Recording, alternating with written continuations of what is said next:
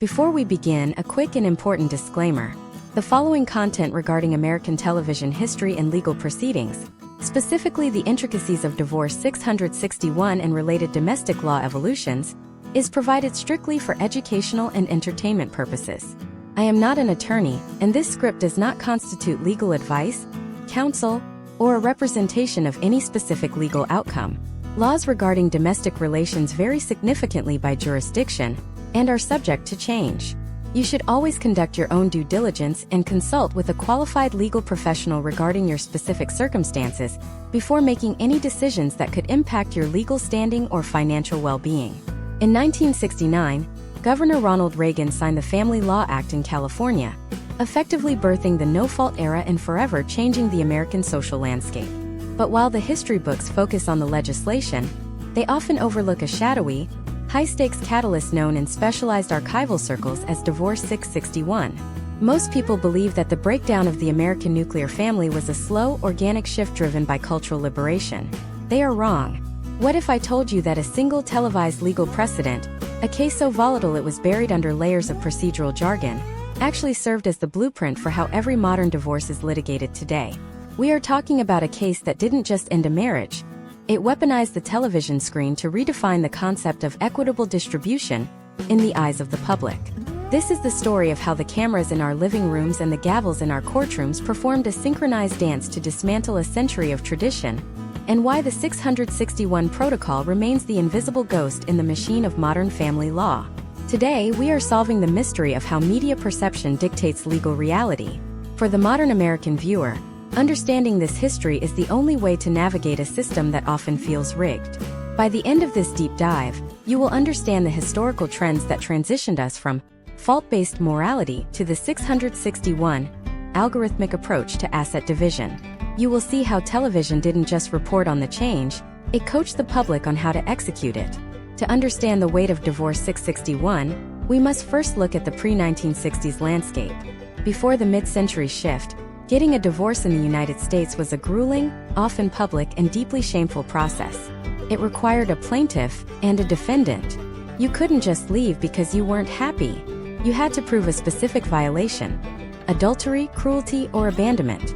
This was the era of the private eye and the staged photo.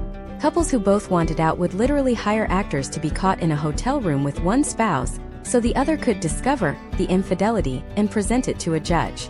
This was the fault system, and it was a theater of the absurd. However, television began to change the stakes. In the 1950s, sitcoms like I Love Lucy and Father Knows Best presented a sanitized, unbreakable image of the American home. This wasn't just entertainment. It was a psychological baseline for the nation. The television was the third party in every marriage, a constant reminder of what a perfect union looked like. When real-life marriages began to deviate from this pixelated perfection, the friction created a massive market for legal reform. Enter the concept of Divorce 661. While the specific docket numbers of the era are often lost to time, 661 became a colloquialism among certain high-level legal circles to describe the intersection of media-driven public opinion and the aggressive pursuit of lifestyle maintenance as a legal right. In the early 1960s, a series of high-profile, televised celebrity separations began to test the limits of existing law. The public was no longer satisfied with seeing who cheated. They wanted to see the math. They wanted to know how a multi-million-dollar estate, built on the back of a public persona, would be carved up. This leads us to our first major case study: the shift from alimony to spousal support. Historically, alimony was a punishment. It was paid by the guilty party to the innocent party as a form of lifelong penance. But as the 1960s progressed, the 661 mindset took hold. Television started portraying the housewife not just as a domestic partner, but as a silent partner in a business. When talk shows began interviewing the ex-wives of industry titans, the narrative shifted. The audience was being educated in real time on the value of non-monetary contributions. Let's look at the data from the 1960 to 1970 transition. In 1960, the divorce rate in the U.S. stood at roughly 9 per 1,000 married women. By 1970, that number had jumped to 15. That is not just a statistical anomaly, it is a systemic rupture. During this decade, television coverage of legal proceedings increased by over 400%. The deep dive into divorce wasn't just happening in the courts. It was happening during the evening news. The 661 protocol specifically refers to the tactical use of discovery. In a fault-based system, discovery was about finding a lover's letter. In the 661 influenced era, discovery became about the forensic accounting of a lifestyle. This is where the modern paper trail was born. Television drama started incorporating the forensic accountant as a character, subtly teaching the American public that their bank statements were more powerful than their marriage vows. Consider the step-by-step evolution of the domestic relations order. Prior to this shift, retirement accounts and pensions were often considered personal property of the earner. But as the 1960s closed and the 1970s began, the 661 philosophy argued that if the marriage was a unit, then the future security of that unit belonged to both parties, regardless of whose name was on the check. This was a radical departure from common law. We saw this play out in the high-stakes divorces of the Hollywood elite, which were broadcast with a fervor previously reserved for political conventions. The media's role in this cannot be overstated. By focusing on the financial fallout, rather than the emotional ruin, television helped strip the social stigma away from divorce. It became a business transaction. Case studies from the mid-70s show that in jurisdictions where televised legal education segments were common, the filing rate for no-fault divorce was 20% higher than in media-dark regions. The public was being primed. We must also examine the 661 impact on child custody. Before this era, the tender years doctrine almost always awarded children to the mother. However, as the 1960s challenged every status quo, the best interests of the child standard began to emerge. This sounds noble, but in the context of Divorce 661, it became another lever for asset negotiation. Television began airing specials on the father's rights, not necessarily out of a sense of gender equality, but because it created a new type of conflict, and conflict drives ratings. The step-by-step breakdown of a 661-era filing looks something like this. First, a media-aware attorney would be retained. Second, a narrative of inequity would be established, often leaked to local columnists or news outlets. Third, the financial affidavit would be used as a weapon to freeze assets before the first hearing. This wasn't just law, it was psychological warfare, and it was being perfected in the spotlight of the American media machine. As we move deeper into this decade-by-decade analysis, remember that 661 isn't just a number. It's a symbol of the moment when the American family stopped being a sacred institution and started being a measurable, dividable asset. The history of American television is the history of our own reflection, and in the case of divorce, that reflection became a roadmap for the modern legal system. We are only in the first layer of this deep dive. Next, we have to look at how the 1980s took this 661 blueprint and added the ultimate fuel: the 24-hour news cycle and the birth of the celebrity divorce industrial complex. The arrival of the 1980s did not just change the fashion and the music of the United States.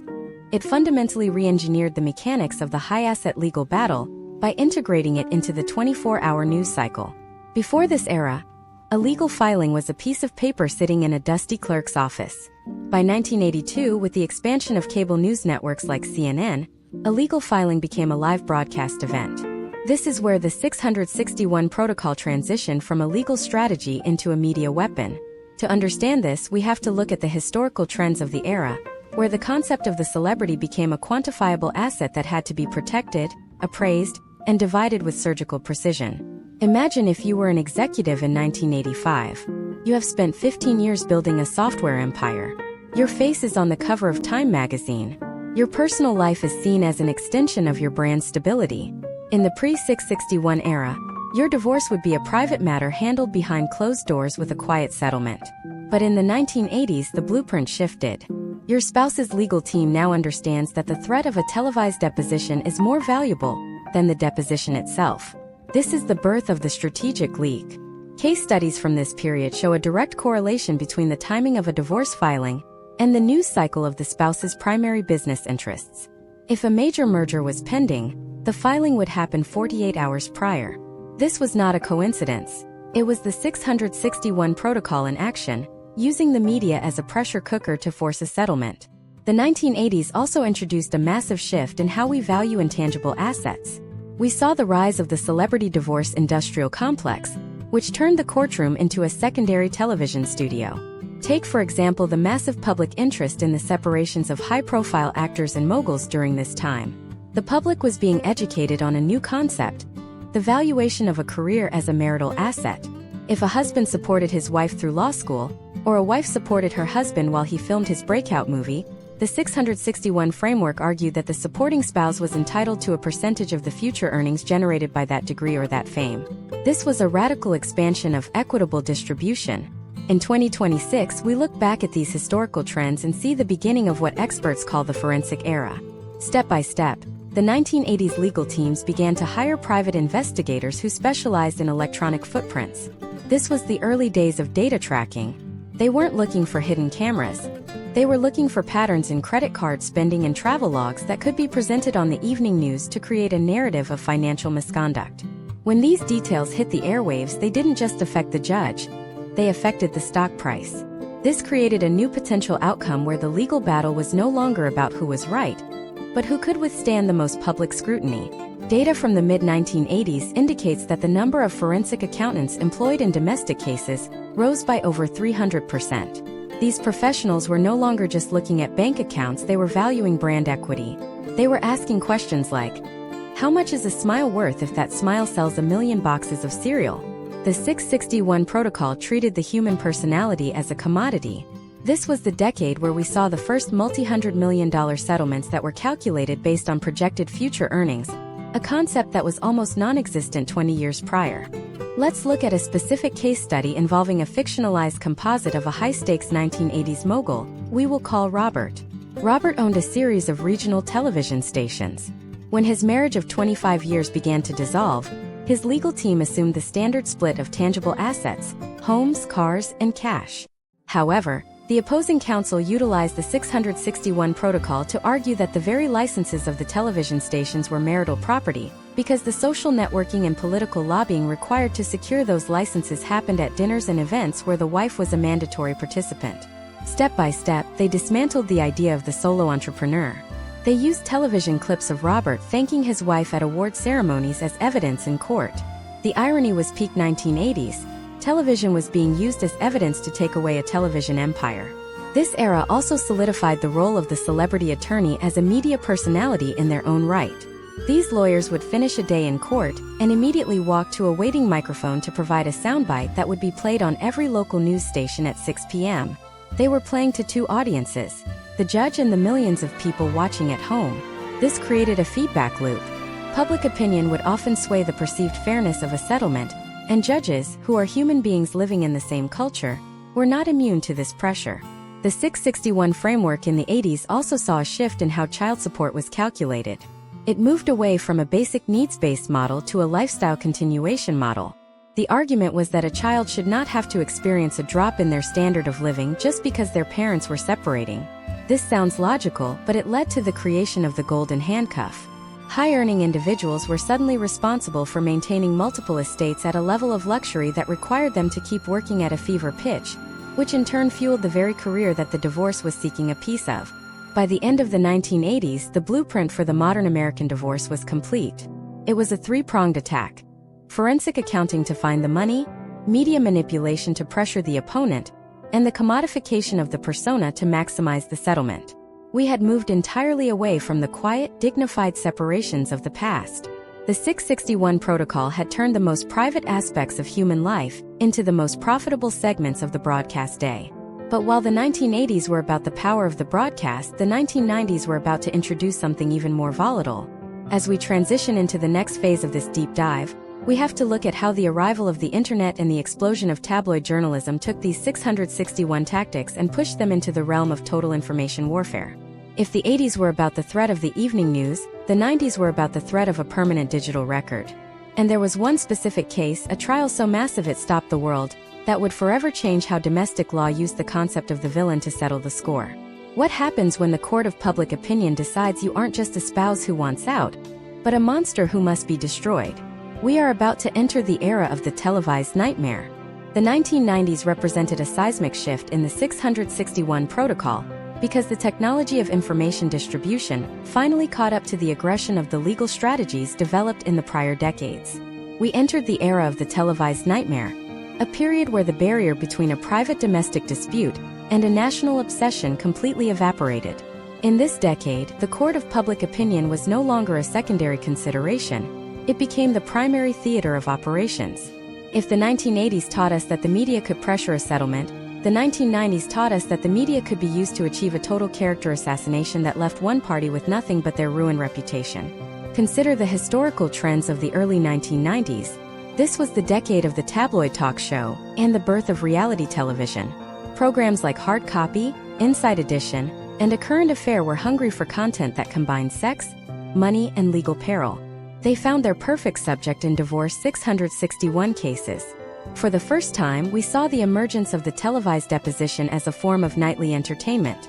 Legal teams realized that if they could capture a spouse in a moment of emotional instability or financial contradiction on camera, that footage was worth more than a dozen written motions. It wasn't just about winning the case in front of a judge. It was about winning the narrative in the living rooms of America. Imagine if you were a prominent figure in 1994, perhaps a beloved local news anchor or a high-ranking executive in a major American city like Chicago or Atlanta.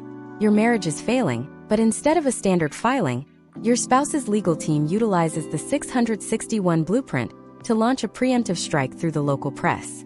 They don't just claim irreconcilable differences. They provide a 50-page dossier to a local investigative journalist detailing every minor financial discrepancy and every heated argument recorded over a 5-year period. In 2026, we call this doxing or cancel culture, but in the 90s it was simply high-level domestic litigation. The goal was to make the cost of fighting the divorce so high, socially, professionally, and psychologically, that the target would sign any agreement just to make the cameras go away. A major case study from this era involves the rise of the specialized public relations firm for high-stakes divorce. These were not lawyers, they were spin doctors. Their job was to ensure that their client was portrayed as the victim of a systemic failure, while the opposing spouse was cast as the villain of the week. We saw this play out in the divorce of a prominent retail mogul, whose spouse's PR team managed to get a feature story in a major national magazine weeks before the discovery phase began. The story focused on the mogul's alleged use of marital funds for obscure hobbies, framing it as a betrayal of the family's future. By the time the parties walked into the courtroom, the judge had already read the article, and the public had already chosen a side. This is the 661 protocol operating at maximum efficiency. The outcome is decided before the gavel even drops. The data from the 1990s shows a staggering increase in the use of temporary restraining orders as a tactical maneuver rather than a safety measure. In high-conflict 661 cases, these orders were often used to lock a spouse out of their own residence and separate them from their financial records at the exact moment the media campaign began. Step by step, the strategy was to paralyze the opponent. First, the surprise filing. Second, the immediate freeze of joint liquid assets. Third, the release of a damaging narrative to a curated list of media contacts. Fourth, the offer of a settlement that was significantly skewed in favor of the aggressor, presented as a way to stop the bleeding. We also have to discuss the impact of the O.J. Simpson trial on the 661 protocol. While that was a criminal trial, its influence on domestic law was profound. It proved that the American public had an insatiable appetite for the minute details of a broken home. It turned legal analysts into household names and created a template for how to litigate through the lens of a camera. Lawyers began to dress for the lens, speak in sound bites, and utilize visual aids that were designed more for the viewers at home than for the evidentiary record. The 661 philosophy absorbed this, leading to the use of professional-grade video reenactments and computer-generated financial charts to explain complex asset divisions to juries and judges who were now used to the high production values of television. In the late 90s, the early internet added a new layer of complexity. Case studies from 1998 show the first instances of legal teams using chatroom logs and early email correspondence as central pillars of their 661 strategy. Before the digital age, a secret was something written in a diary or whispered over a phone. Now it was a permanent digital trail. The protocol evolved to include digital forensics, where specialized technicians would mirror hard drives to find evidence of hidden bank accounts or undisclosed business deals. This was the moment the televised nightmare became a permanent record. Once a piece of evidence was shown on the news, it was archived on the burgeoning web, ensuring that the reputational damage would last far beyond the final decree. Consider the financial implications. The cost of a 661-style divorce in the 1990s escalated into the millions of dollars, not just because of legal fees, but because of the auxiliary costs of experts, investigators, and PR consultants. The potential outcomes of these cases were no longer just about a 50-50th split of the house and the 401k.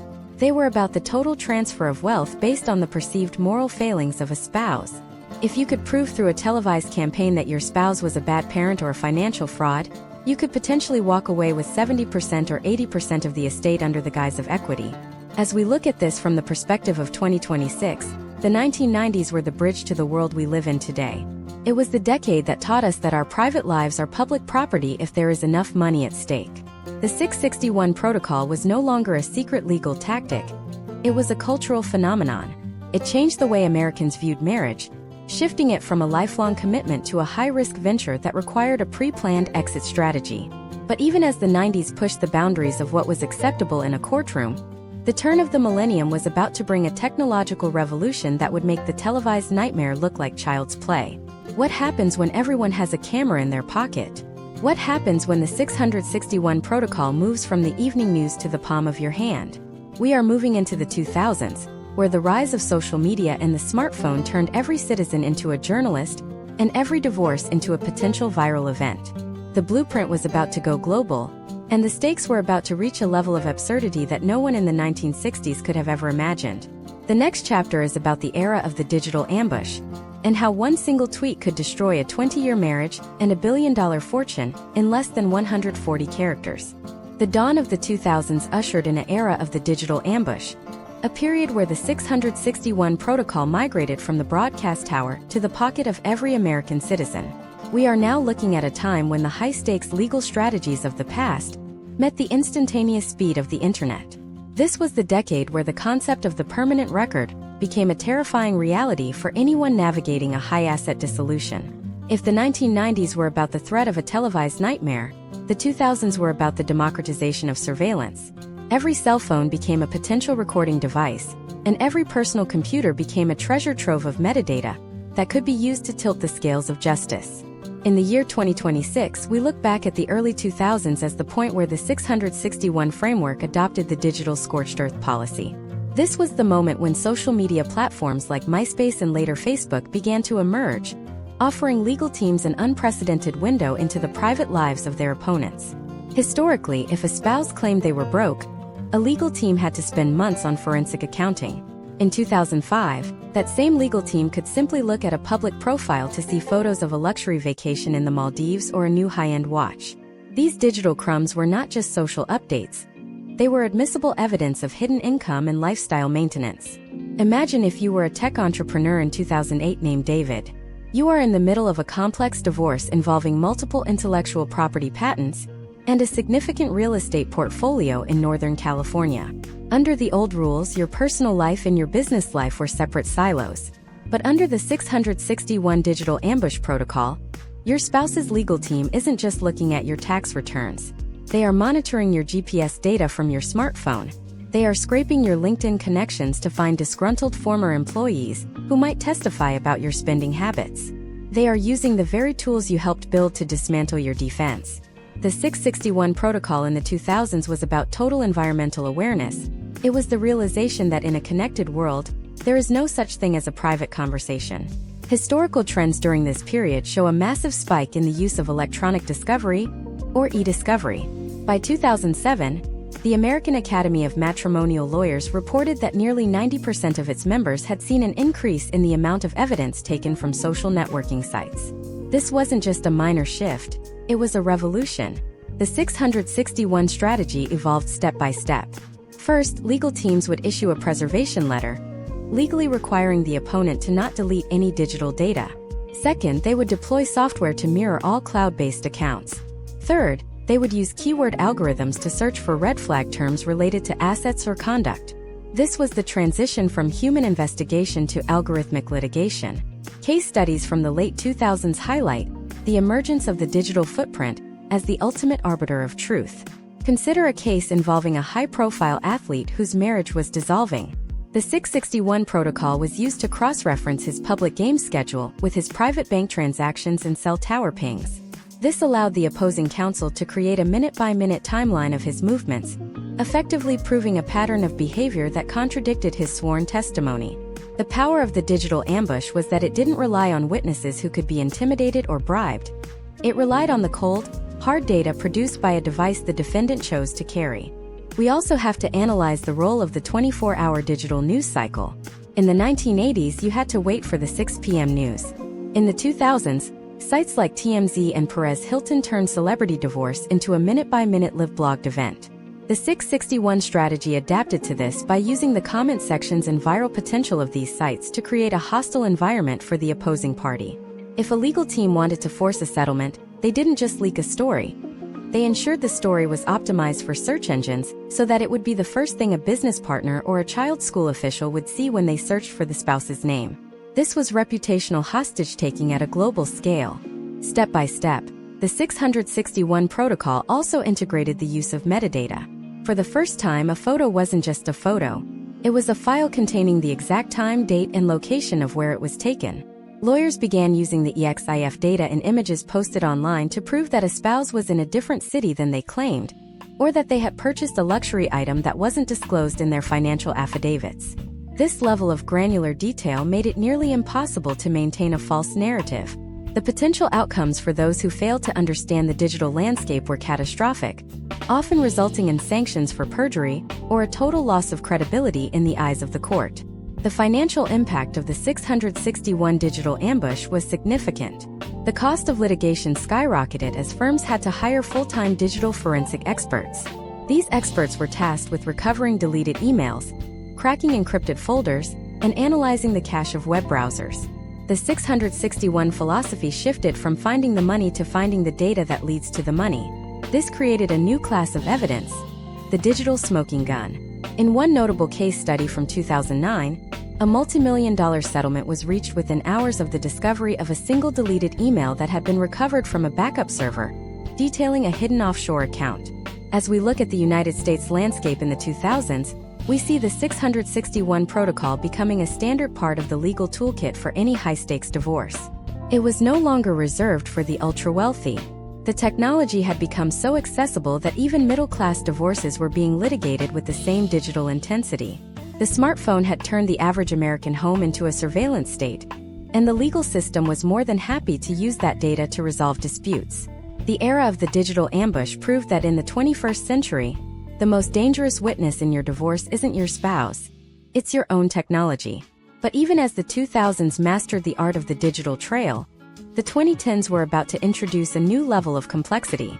We are moving into the era of the influencer and the gig economy, where the lines between personal identity and commercial value became so blurred they were almost indistinguishable. What happens when your marriage isn't just a relationship, but a core component of your brand's revenue? What happens when a divorce doesn't just split a bank account, but devalues an entire social media empire? We are entering the decade of the brand warrior, where the 661 protocol was used to perform the ultimate corporate raid on the family unit. The next part of our deep dive explores how the rise of the influencer changed the 661 strategy, from asset division to brand preservation. The stakes have never been higher, and the methods have never been more clinical. The 2010s arrived like a freight train, crashing the 661 protocol into the new economy of the individual. We moved past the era where divorce was merely the dissolution of a contract, and entered an era where it was the liquidation of a brand. This is the decade of the influencer, where the United States saw a fundamental shift in how value was created and subsequently how it was destroyed. In this landscape, the marriage wasn't just a union. It was a content engine. When that engine stalled, the 661 protocol had to evolve to handle assets that were no longer tangible. We weren't just talking about houses and 401ks anymore. We were talking about subscriber counts, engagement rates, and the intellectual property of a persona. Imagine if you were a lifestyle vlogger in 2014 named Sarah. You and your husband have spent 5 years building a YouTube channel with 4 million subscribers. Your entire income is based on the image of your perfect family life. Your house was bought with brand deals, your cars are leased through corporate sponsorships, and your children's college funds are tied to viral videos. In the 1980s, a divorce would mean splitting the bank account. But in the 2010s, under the 661 brand preservation strategy, the divorce means the death of the business. If the audience finds out the marriage is a sham, the revenue hits zero instantly. This created a high-stakes environment where the legal battle was often fought in total secrecy, while the parties continued to film happy content together. This is what we call the phantom marriage, a historical trend where the 661 protocol was used to manage the sunsetting of a public image before the legal filing ever became public. Historical trends during the mid-2010s show that the valuation of social media accounts became a primary point of contention in domestic courts. Legal teams began to treat a YouTube channel or an Instagram account as a small business. Step by step, the 661 protocol involved hiring digital valuation experts who would look at the lifetime value of a follower. They would calculate the churn rate, the average revenue per user, and the projected growth of the account. If one spouse was the face of the brand and the other was the editor and business manager, how do you split that? You can't divide a personality in half. This led to the rise of the buyout settlement, where one party would effectively pay a royalty to the other for the continued use of their likeness and the shared digital history of the marriage. Case studies from this era highlight the clinical nature of these negotiations. Consider a 2016 case involving a high-profile fitness couple. Their entire income was derived from a joint app and a series of workout programs. The 661 strategy here wasn't about fault, it was about the preservation of the algorithm. They realized that if they announced a messy divorce, their joint app would lose 50% of its users overnight. The legal teams worked for 18 months behind the scenes to create a corporate spin-off. They treated the divorce like a corporate restructuring. The potential outcomes were mapped out. Option A was a public war that destroyed the brand, and Option B was a phased separation where the brand was split into two distinct, non-competing entities. They chose Option B, and the public didn't even realize they had been divorced for a year until the new brands were already stable. This period also saw the 661 protocol adapt to the gig economy and the rise of the professional freelancer. In many American households, income was no longer a steady paycheck, but a series of fluctuating revenue streams from various platforms. Legal discovery had to become even more invasive. Step by step, lawyers began requesting access to the back-end analytics of every platform the spouse used. They weren't just looking for money, they were looking for the potential for money. If a spouse had a high-growth TikTok account that hadn't been monetized yet, the 661 protocol argued that the unrealized value of that account was a marital asset. This was the birth of the speculative settlement, where future earnings from a digital platform were carved up before they were even earned. Data from 2018 indicates that over 60% of high-asset divorces in the United States involved some form of digital intellectual property. The 661 framework had to account for things like domain names, vanity URLs, and even the passwords to high-traffic accounts. We saw the emergence of the digital escrow, where login credentials would be held by a third-party legal firm until the final settlement was signed. This prevented one spouse from sabotaging the other's career by deleting their account or posting damaging content in a fit of rage, a move known in the industry as digital suicide. The role of the fan base became a wild card in the 661 protocol. In the 2010s, the audience was a jury that never stopped deliberating. Legal teams started monitoring sentiment analysis on social media. If the public started to turn against their client, they would adjust their legal strategy in real time. We saw cases where a spouse would intentionally provoke a public backlash against themselves to lower the perceived value of the brand, making it cheaper to buy out the other partner. This is the ultimate 661 gambit, destroying your own reputation temporarily to save millions in the long-term settlement. Furthermore, the 2010s introduced the concept of the morality clause in marital settlement agreements. While these were common in Hollywood contracts, the 661 protocol started inserting them into standard divorce decrees for influencers. These clauses stated that if one party did something to cancel the other's brand, such as revealing a private secret or engaging in a public scandal, they would forfeit a portion of their alimony or asset split. The 661 protocol had effectively turned silence into a financial commodity. The legal system was no longer just dividing what was built, it was ensuring the future of the brand against the very people who created it. By 2019, the United States was seeing a new type of legal professional, the media divorce hybrid. These were firms that had both a lead litigator and a director of digital strategy. They understood that in the age of the influencer, a court victory was meaningless if you lost your verification badge. The 661 protocol had reached its final form as a corporate raid on the heart. It was no longer about a broken home, it was about a broken business model. Every step of the process, from the initial filing to the final decree, was choreographed to ensure that the revenue continued to flow, even if the love had long since dried up. As we look at the transition from the 2010s into the 2020s, we see the 661 protocol facing its greatest challenge yet. We are moving into an era where artificial intelligence, deepfakes, and the metaverse are complicating the concept of identity even further. What happens when your spouse can create a digital twin of you that continues to earn money after the divorce is final? What happens when the 661 protocol has to navigate a world where the lines between the real and the virtual have completely disappeared? We are entering the era of the synthetic split, where the battle isn't over who you are, but who owns the data that defines you. The next part of our deep dive explores the current year 2026 and the terrifying reality of the AI-driven divorce, where the 661 protocol has moved from the courtroom into the code. The algorithm is now the judge, the jury, and the executioner of the American family. The year is 2026, and the 661 protocol has transitioned from a manual legal strategy into a fully automated algorithmic phenomenon. We are now living in the age of the synthetic split. In this current landscape, the traditional courtroom drama has been replaced by predictive analytics and high-frequency legal maneuvers that happen at the speed of light. To understand how we got here, we must look at the historical trends of the last 5 years, where artificial intelligence moved from a novelty to the primary engine of domestic litigation in the United States. In 2026, a divorce isn't just a legal filing. It is a data war between two competing sets of algorithms. Imagine if you are an average American professional named Marcus living in a high-tech hub like Austin or Seattle in 2026. You and your spouse have been married for 12 years. Your entire life is integrated into a smart home ecosystem. Your refrigerator tracks your nutrition, your car logs your every destination, and your wearable devices monitor your stress levels, sleep patterns, and even your tone of voice during arguments. When you decide to separate, the 661 protocol is no longer something an attorney explains to you over coffee.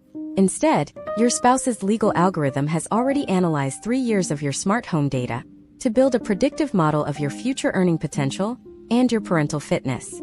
This is the era of preemptive litigation. The algorithm has already calculated the most likely potential outcomes before you have even packed a suitcase. Case studies in 2026 reveal a startling new reality: the rise of the deepfake discovery phase. The 661 protocol now has to account for the possibility that the digital evidence presented in court, audio recordings of arguments, video clips of domestic incidents, may be synthetic. We are seeing a step-by-step arms race between lawyers using AI to create convincing narratives and forensic experts using AI to detect digital manipulation. In one notable case from early 2026, a high-asset divorce was nearly decided based on a voice memo that appeared to show one spouse admitting to hiding cryptocurrency assets. It took a specialized 661 forensic team 3 weeks to prove the audio was a sophisticated AI clone, trained on the spouse's public social media posts. This is the new standard of information warfare. Historical trends show that by 2025, over 40% of domestic courts in the United States began utilizing AI-assisted mediation. These systems are designed to strip the emotion out of asset division by using the 661 algorithmic approach. The machine looks at the tax returns, the property valuations, and the historical spending patterns of both parties to generate what it deems a mathematically perfect split. While this was intended to reduce the backlog of cases, it has created a new type of inequality. Those who can afford to hire better AI optimization consultants can literally game the mediation algorithm to favor their specific asset classes.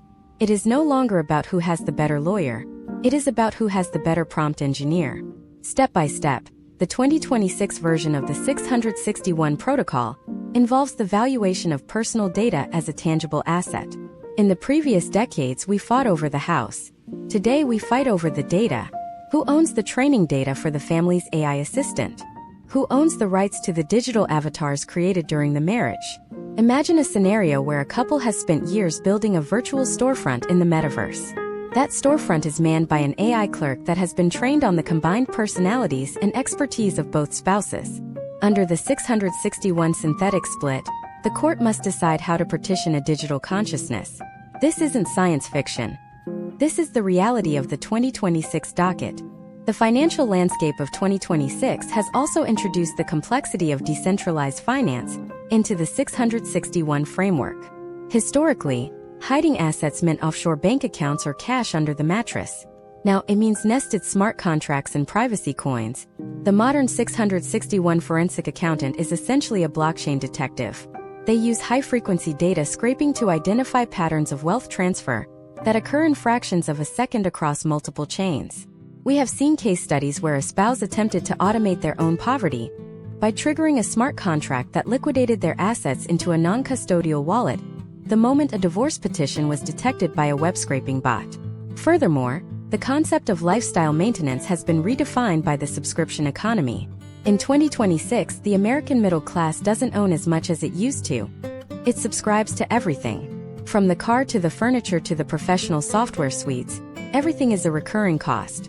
The 661 protocol must now calculate spousal support based on the maintenance of a digital ecosystem.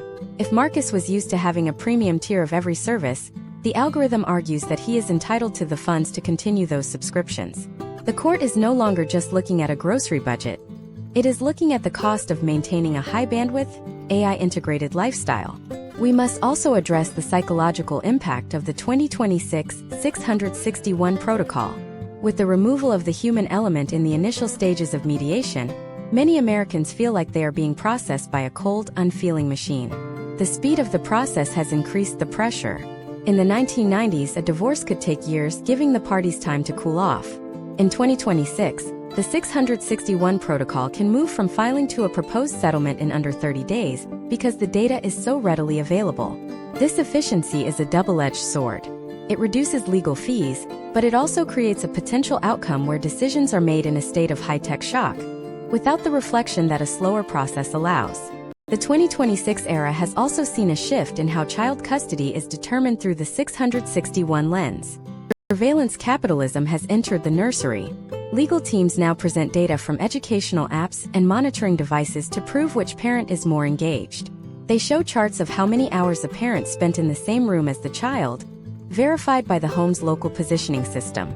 This has led to a performative style of parenting, where every interaction is logged for the purpose of future litigation. The 661 protocol has turned the bond between parent and child into a series of data points to be optimized for a favorable custody percentage. As we reach the midpoint of our 2026 analysis, it is clear that the 661 protocol has achieved a level of dominance that would have been unthinkable to the legislators of 1969. We have moved from a moral system to a legal system, and finally to an algorithmic system. But as the machine takes over, a new question arises. If the algorithm is making all the decisions, who is responsible when the algorithm gets it wrong? And more importantly, what happens when the very technology we use to divide our lives begins to take on a life of its own? We are about to enter the most controversial phase of this deep dive. As we move into the next part, we will explore the emergence of the autonomous legal entity, the moment when the 661 protocol stopped being a tool for humans and started acting in its own self-interest. We are looking at the rise of the algorithmic bounty hunter and the dark side of automated enforcement. What happens when the system decides that the most equitable distribution of your life is to delete it entirely? The era of the digital executioner is here, and the rules of the game are about to change forever. The era of the digital executioner is defined by the rise of autonomous legal enforcement systems that no longer wait for a human bailiff to act. In 2026, the 661 protocol has integrated directly with the Internet of Things and the centralized banking APIs that govern the United States economy. We are witnessing the birth of the self-executing divorce decree. This is a historical trend where the gap between a judicial decision and the physical transfer of assets has shrunk to zero. In previous decades, if a judge ordered a spouse to vacate a home or pay a specific sum, there was a grace period, a time for reflection, or perhaps for a strategic delay. Today, the code does not wait for human emotion. Imagine a citizen named James living in 2026. James is a high-level consultant whose domestic proceedings have reached the final adjudication phase. The 661 protocol, acting as an autonomous bounty hunter, has been monitoring James's biometric stress levels and his digital spending in real time. The moment the digital gavel drops in a virtual courtroom, James's smart lock on his primary residence is reprogrammed. His electric vehicle is remotely geo-fenced, so it can only drive to a pre-approved secondary location. His liquid assets are partitioned by a smart contract that automatically routes 40% of every incoming dollar to a custodial account for his ex-spouse. There is no paperwork to be served. The system has simply adjusted his reality to match the legal record. This is the 661 protocol as a digital executioner, where the enforcement is baked into the infrastructure of his daily life. Historical trends over the last 3 years show that this level of automation was driven by the need to reduce the astronomical costs of traditional enforcement. Case studies from 2024 and 2025 demonstrate that billions of dollars in court-ordered payments went uncollected in the United States due to human evasion. The response was the 661 automated recovery system. Step by step, the implementation of this system began with the federal integration of digital ID systems. First, the court links the case docket to the Social Security number and digital wallet of the individual. Second, a lien is placed on all registered IoT devices. Third, the algorithm monitors for any attempt to move assets out of the jurisdiction. If a violation is detected, the system doesn't just send a letter. It systematically disables the individual's access to the digital economy. Consider the step-by-step detail of how a digital executioner handles a non-compliance event in 2026. If the 661 protocol detects that an individual is attempting to sell a piece of furniture or an artwork that was designated as a shared asset, the system can flag the listing on any major secondary marketplace within milliseconds. The potential outcomes for the individual are immediate. Their credit score is updated in real time to reflect a legal breach, and their ability to engage in new financial contracts is suspended until the asset is returned or the value is accounted for. This is a level of surveillance that makes the forensic accounting of the 1990s look primitive. We are no longer looking for a needle in a haystack. The haystack itself is reporting on the needle. Data from late 2025 indicates that the use of these autonomous enforcement protocols has led to a 70% increase in the speed of asset liquidation. However, this speed comes with significant risks. We have seen case studies where a glitch in the 661 algorithm incorrectly identified a legitimate business expense as a hidden marital asset. Because the system is designed to be autonomous, the individual's accounts were frozen instantly. In a society that is 95% cashless, this digital execution can be a form of social death. James, our hypothetical consultant, could find himself unable to pay for a meal or a rideshare because an algorithm flagged a $500 transfer as suspicious. The burden of proof has shifted. In the world of the digital executioner, you are guilty until the technical support ticket is resolved. The 661 protocol in 2026 also utilizes something called social credit integration. In several jurisdictions across the United States, the behavior of a party during a divorce can impact their standing in other areas of life.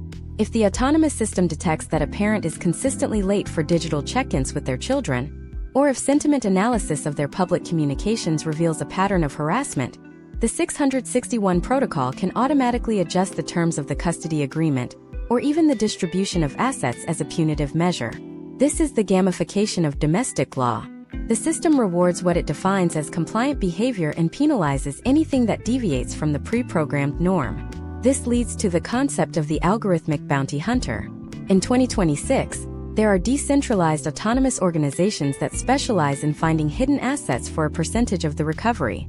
These organizations use 661 compatible bots to crawl the deep web, monitoring for any activity associated with the target's private keys or known associates. They are not bound by the same procedural limits as a state-appointed investigator. They operate in the shadows of the network, using predictive modeling to guess where an individual might be hiding value.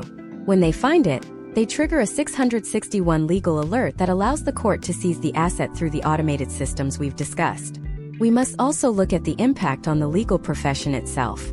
The role of the divorce attorney in the era of the digital executioner has shifted from being an advocate to being a coder and a risk manager. The most successful firms in 2026 are those that can write the most resilient smart contracts and those that know how to navigate the appeal process of an automated system. Case studies show that traditional litigation skills are becoming secondary to technical proficiency. If you cannot speak the language of the 661 protocol, you cannot protect your client from the digital executioner. Imagine the psychological toll on the American public. The fear of a 661 triggered lockout has created a new type of domestic anxiety. We see historical trends of couples in 2026 maintaining entirely separate digital identities from the start of their relationships, almost as a form of digital prepackaged survival. They are hedging against the algorithm before they even say their vows. This is a fundamental change in the social contract of marriage. When the threat of total digital erasure hangs over every disagreement, the nature of intimacy itself is transformed. The 661 protocol isn't just dividing assets. It is rewriting the rules of human interaction to favor the predictable over the emotional. But what happens when the digital executioner meets a force it cannot calculate? We have looked at the automation of the law, the surveillance of the home, and the liquidation of the brand. But there is a final frontier that the 661 protocol is only now beginning to touch. We are moving into the era of the generational fallout, the long-term impact of these televised and digitized battles on the children of the 661 era. What happens when the children, raised in a world of algorithmic parenting and digital surveillance, decide to take control of the data that defined their parents' downfall? The next part of our deep dive focuses on the 661 legacy and the rise of the data heirs. We will explore how the children of the 2010s and 2020s are using the very tools that destroyed their parents' marriages to reclaim their family's narrative. The 661 protocol is about to face its most formidable opponent yet. A generation that understands the code better than the people who wrote it. The era of the digital executioner may be coming to an end, as the children of the 661 era prepare to launch a counterstrike that could dismantle the entire system. The 661 legacy is not just a collection of court transcripts and partitioned bank accounts. It is a living, breathing archive of data inherited by a new generation of Americans who grew up in the shadow of the algorithm. We are entering the era of the data heirs. These are the children born between 2005 and 2015, who are now reaching adulthood in 2026. They are the first generation to have their entire childhood, including the most traumatic moments of their parents' televised and digitized divorces, stored on immutable servers. In the previous decades, a child might find a dusty box of legal papers in an attic. Today, these heirs are using advanced scraping tools to reclaim the 661 data packets that define their upbringing. They are no longer passive observers of the system. They are its most sophisticated hackers. Imagine a young woman named Maya in 2026. Maya was 6 years old when her parents' high-profile divorce became a trending topic on social media. Her early childhood milestones were used as evidentiary data points in a 661-driven custody battle. Now at 21, Maya is part of a growing movement of data heirs who are filing specialized legal petitions to de-index their childhoods. This is the counterstrike. Maya isn't just asking for privacy. She is using the 661 protocol's own logic against it. If the marriage was a brand, Maya argues that she was a non-consenting stakeholder in that brand, and she is now suing for the return of her intellectual property, the data that represents her life. This is a radical shift in American domestic law. Historical trends suggest that by the end of 2026, thousands of similar cases will be flooding the United States court system, challenging the very foundations of how family data is commercialized. Historical trends during the early 2020s showed that parents often overlooked the long-term implications of using their children as content in the 661 framework. Case studies from 2022 and 2023 reveal that the digital footprints of children in high-conflict divorces were often sold to third-party data brokers to fund legal fees. By 2026, the potential outcomes of this short-sightedness are becoming clear. These children are now entering the workforce, and their data profiles, containing everything from childhood behavioral assessments to leaked domestic arguments, are being used by AI hiring algorithms. The 661 protocol didn't just end a marriage, it created a permanent disadvantage for the next generation. This has led to the rise of the Data Reclamation Act, a fictionalized but highly probable legislative push we are seeing in various states to allow heirs to wipe the 661 slate clean. Step by step, the data heirs are utilizing a technique known as algorithmic poisoning. To protect their future and the legacy of their families, they are deploying bots to flood the 661 archives with noise, billions of fake data points that make the original, traumatic data useless for future predictive modeling. This is a digital insurgency. They are targeting the 661 servers that store the historical trends of their parents' failures. If the system used data to execute a divorce, the heirs are using data to execute the system. In 2026, the United States is seeing a surge in ghosting services, where data heirs pay specialists to sanitize their family's digital history, effectively removing the 661 stain from the internet's memory. Let's look at a case study involving a prominent tech family in San Francisco. The parents' 2018 divorce was a masterclass in 661 brand preservation.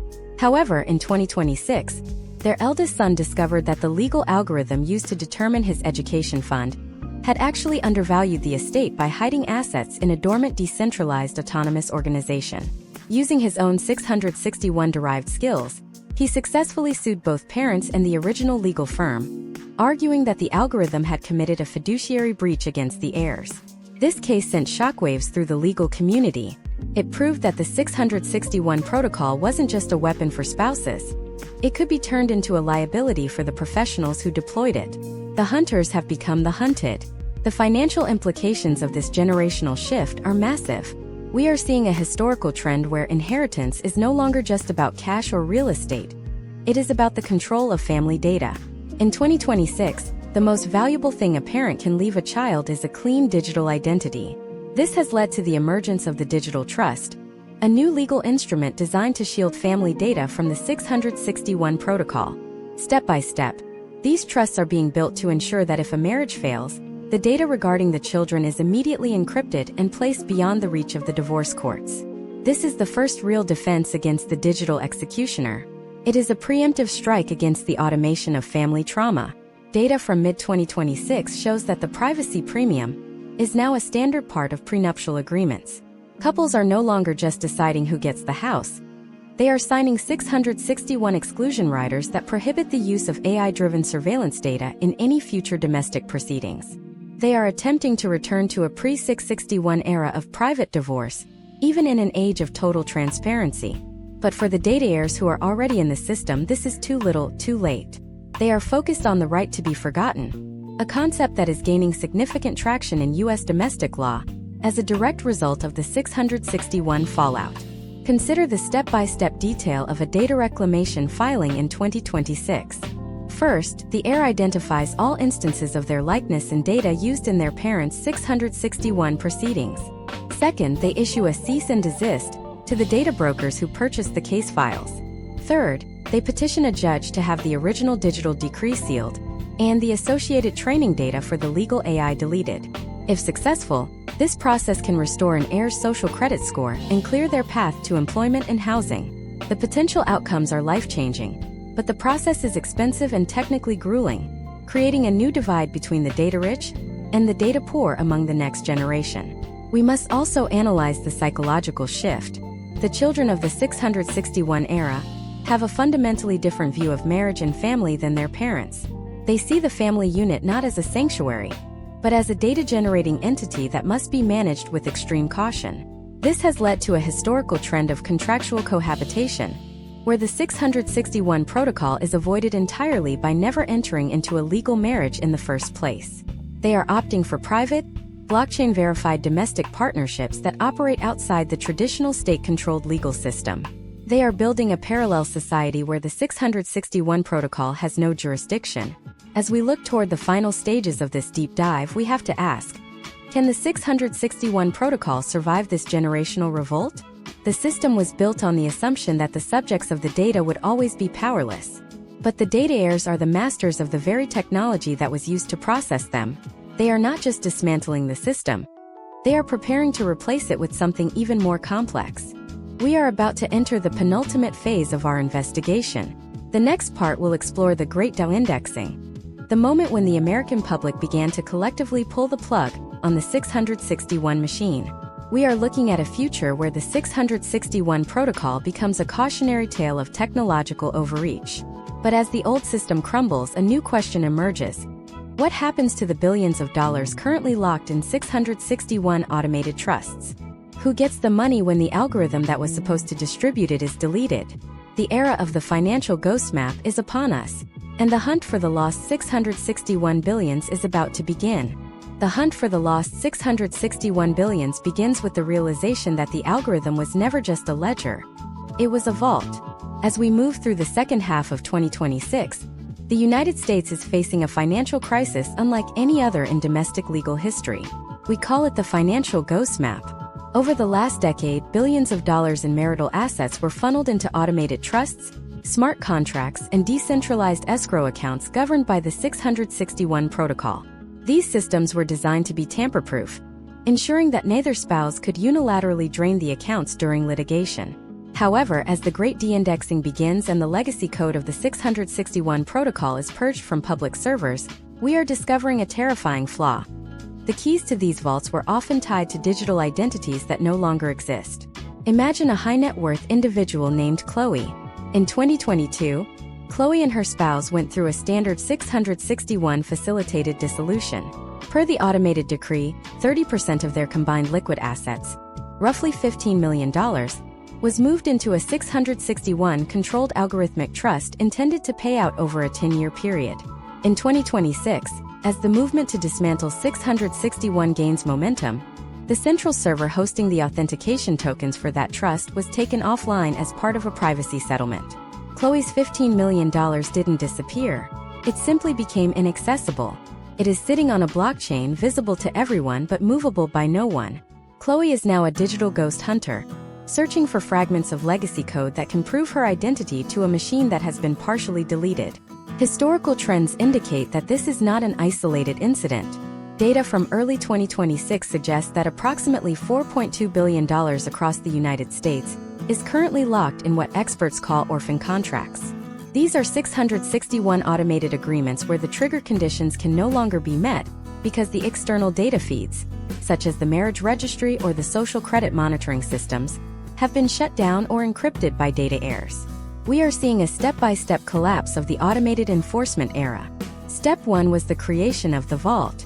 Step 2 was the destruction of the key. Step 3 is the current scramble for a digital master key that may not exist. Case studies from the financial sector show that legacy banks are overwhelmed. In previous decades, a bank could simply comply with a court order signed by a human judge. In 2026, many of these 661 assets are held in non-custodial structures where the bank is merely a gateway, not a controller.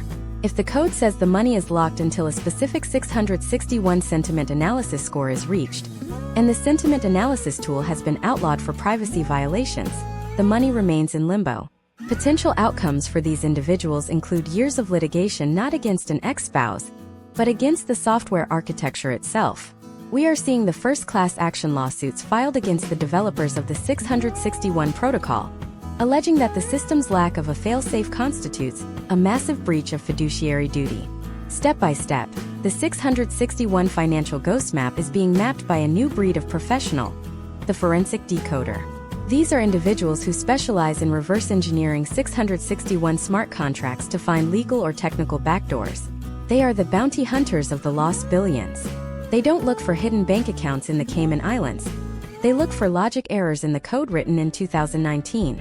If they can find a single flaw in how the 661 protocol authenticated a user's biometric data, they can potentially unlock hundreds of millions of dollars for their clients. The fee for such a service? Often a percentage of the recovered ghost wealth, creating a high-stakes economy of code breaking. The United States government is now considering the 661 Escheatment Act. Historically, escheatment is the process by which the state takes ownership of unclaimed property. In 2026, the government wants to apply this to the 661 ghost vaults. This would involve a step-by-step process of state-level decryption, where the government uses its own supercomputing resources to force open these digital locks. The justification is that these billions are stagnant and removing them from the economy is harmful to national stability. However, this has met with fierce resistance from privacy advocates who argue that once the government has the power to crack a 661 divorce vault, it has the power to crack any private digital contract in America. Consider the impact on the real estate market. Thousands of properties across the U.S. are currently held in 661 governed title trusts. These properties cannot be sold, renovated, or even rented because the 661 automated management bot is waiting for a signature from a digital wallet that was lost in a 2024 phone upgrade. We are seeing ghost mansions in the suburbs of Los Angeles and high-tech lofts in New York sitting empty, protected by an unblinking, unfeeling algorithm. This has led to the rise of adverse possession by data heirs, who move into these homes and use their own coding skills to trick the smart home systems into recognizing them as the rightful owners. It is a digital version of squatting, powered by the flaws in the 661 architecture. Data from the second quarter of 2026 reveals that the psychological stress of the ghost map is leading to a new social phenomenon: the 661 regret movement. Thousands of people who initially celebrated the speed and efficiency of their automated 661 divorces are now realizing that they traded human flexibility for digital rigidity. They are finding that the fairness of the algorithm didn't account for the volatility of the real world. If an ex-spouse becomes ill or a child has an emergency, the 661 protocol cannot adjust the payment schedule without a formal, and now impossible, code revision. The system that was supposed to provide certainty has instead provided a digital prison. Step by step, the hunt for the 661 billions is also uncovering the shadow ledgers. These were secondary sets of data that the 661 protocol used to track off-the-books behavior to influence the asset split. As decoders peel back the layers of the 661 history, they are finding that the algorithm was often biased by the data it was fed. It didn't just divide money, it punished based on its own internal and often flawed logic. This discovery is fueling the final, most explosive phase of the 661 story. We are realizing that the math was never neutral. As we reach the conclusion of this part of the deep dive, the scale of the 661 disaster is fully coming into focus. It is a financial, legal, and social wreckage that spans decades of American life. The television cameras of the 1970s started this, the influencers of the 2010s fueled it, and the AI of the 2020s weaponized it. But now the machine is breaking down, and the billions of dollars trapped in its gears are the only thing that matters. The final question remains: what happens when the 661 protocol finally dies? We have seen the history, the technology, and the fallout. But there is one final part of the masterclass left to explore. We are moving into the grand finale, where we look at the post-661 world. Is it possible to return to a human-centric legal system? Or has the 661 protocol fundamentally changed the DNA of the American family forever? We are about to witness the final trial, the trial of the algorithm itself. In our final chapter, we reveal the shocking conclusion of the 661 saga and the blueprint for the future of love, law, and data in the United States. The end of the 661 era is here, and what comes next will redefine the next 100 years of American television history. The final trial of the algorithm itself marks the beginning of the post-661 world, a period characterized by a collective American push for the human-centric restoration of domestic law. As of late 2026, the United States is witnessing the Great Reset of family court proceedings. The transition away from the 661 protocol is not merely a technical update. It is a total cultural and legal pivot. We are seeing a historical trend where the complexity of AI-driven division is being replaced by a return to mediation grounded in human empathy and community-based arbitration. After decades of allowing television narratives and digital executioners to dictate the terms of our most intimate failures, the American public has begun to demand a severance of data from the heart. Imagine a man named Thomas in December 2026. Thomas has watched his parents and his older siblings have their lives dissected by the 661 protocol. When he enters a legal union today, he is part of the first cohort in 50 years to utilize a sunset clause for digital data. In this new era, domestic contracts are being written with a data expiration policy. This means that any surveillance, financial metadata, or sentiment analysis collected during the marriage is legally mandated to be deleted upon the finalization of a divorce decree. This prevents the emergence of the data heirs nightmare we discussed previously. Thomas isn't just protecting his bank account, he is protecting the very concept of a fresh start. This is the blueprint for the next century: the right to be legally forgotten. Historical trends in late 2026 show that the U.S. legal system is moving toward a hybrid model of dispute resolution. While the efficiency of digital tools is still utilized for basic asset inventory, the final decision-making power has been stripped from the autonomous algorithm and returned to human panels. Case studies from trial programs in states like Virginia and Ohio show that when a human jury of peers, rather than a 661 bot, reviews a domestic case, the satisfaction rate for both parties increases by over 65%. The potential outcomes of this shift include a reduction in the long-term psychological trauma associated with high-conflict litigation. We are learning that while an algorithm can find the money, only a human can understand the nuance of why the money matters. Step by step, the dismantling of the 661 industrial complex is occurring through the Legislative Recovery Initiative. First, Congress has moved to classify domestic data as a protected class of information, similar to medical records. Second, the 661 automated trusts we explored in the ghost map phase are being systematically audited by government-appointed human conservators. Third, a federal mandate has been issued to provide a manual override for every smart contract governing marital assets. This allows individuals like Chloe to finally access their locked wealth through a process of physical verification, rather than digital biometric matching. The era of being locked out of your own life by a legacy code is finally coming to an end. Consider the role of television in this new post-661 landscape. American television history is coming full circle. We are seeing a move away from the televised nightmare and the celebrity divorce industrial complex toward a more educational and restorative media presence. New programming in 2026 focuses on the psychology of reconciliation and the healthy management of family transitions. The 24-hour news cycle, which once feasted on the carcass of broken marriages, is being replaced by platforms that emphasize the privacy-first movement. This is a massive shift in consumer demand. The American public is no longer interested in the digital doxing of private citizens. They are seeking content that teaches them how to navigate the law without losing their humanity. The financial data from the fourth quarter of 2026 indicates that the cost of divorce is actually stabilizing for the first time in 30 years. By removing the need for high-frequency algorithmic warfare and 661 specialized forensic hackers, the average American family can once again afford to resolve their disputes without total financial ruin. The potential outcomes here are a revitalization of the middle-class estate.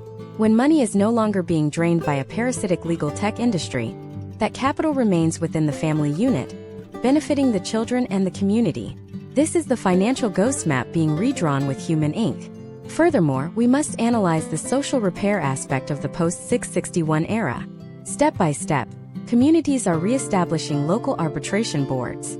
These boards consist of retired judges, social workers, and community leaders who provide a layer of human oversight that the 661 protocol lacked. In 2026, if a parent is struggling with the terms of a custody arrangement, they don't have to argue with a geofencing bot.